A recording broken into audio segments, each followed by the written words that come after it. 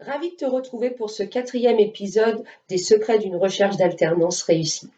Aujourd'hui, on va parler stratégie de recherche. Alors, à quoi ça sert de définir une stratégie de recherche? Eh bien, ça sert à plusieurs choses. Premièrement, ça va te permettre d'être plus efficace, de gagner du temps dans tes recherches.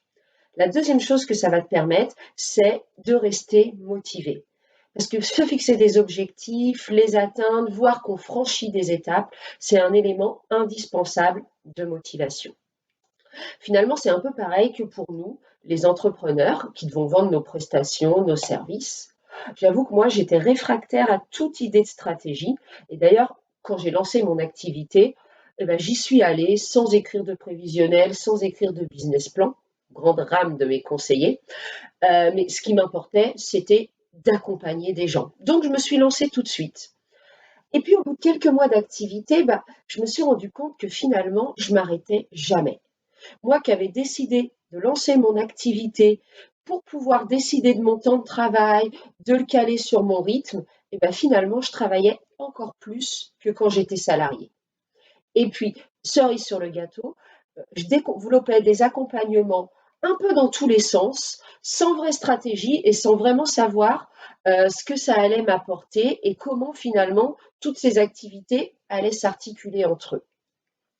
Bref, j'avais toujours l'esprit occupé par toutes les choses que je devais faire et je me suis vite rendu compte que j'avais des moments où clairement ma motivation baissait, où j'avais plus d'énergie. Donc, je me suis dit, Fanny, il va falloir écrire une stratégie. Et bien, c'est la même chose lorsque on recherche un emploi ou une mission d'alternance.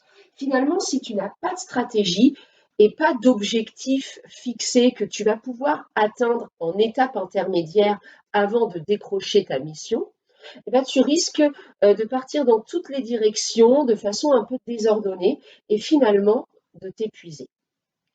Donc, ce que je te conseille, c'est de démarrer pour écrire cette stratégie par faire la liste de tous les secteurs d'activité, tous les types d'entreprises, les territoires, peut-être même les entreprises en les nommant si tu en as déjà repéré, dans lesquels tu vas pouvoir exercer tes missions idéales. Une fois que tu auras fait ça, finalement, tu auras ta cible complète. Je pourrais même dire tu auras tes cibles. Et là, le travail que tu vas avoir à faire, c'est finalement de segmenter ces cibles, donc de les classer peut-être par taille d'entreprise, peut-être par secteur d'activité, peut-être par secteur géographique, par type de problématique ou de mission que tu vas pouvoir exercer chez eux.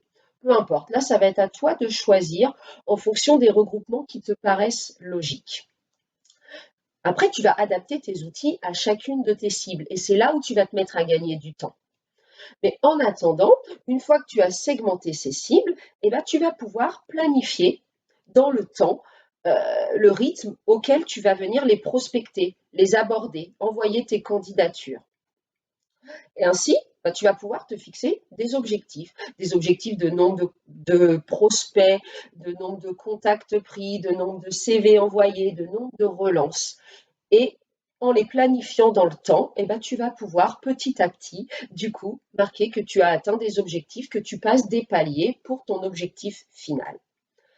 Mon dernier conseil sur ce thème, c'est de démarrer par les cibles qui finalement, a priori, te plaisent le moins. Comme ça, tu vas avoir le temps de tester tes outils, de rôder ton discours. Et quand tu vas aborder tes cibles préférées, tu seras meilleur qu'au début de tes recherches. Et puis surtout, pour ne pas perdre trop de temps et que tu restes efficace, n'oublie pas de te créer un petit outil de suivi. Ça peut être un outil Excel, tu peux utiliser des logiciels comme par exemple Trello, qui sont gratuits, que tu trouves sur Internet, pour suivre ton avancée. Voilà, eh bien écoute, on va se quitter. Je t'annonce le thème de la prochaine vidéo. Pour que ta stratégie soit vraiment bien nourrie, l'idée, ça va être de travailler sur comment détecter des opportunités que les autres ne verront pas. Voilà, je te dis à très bientôt. Au revoir.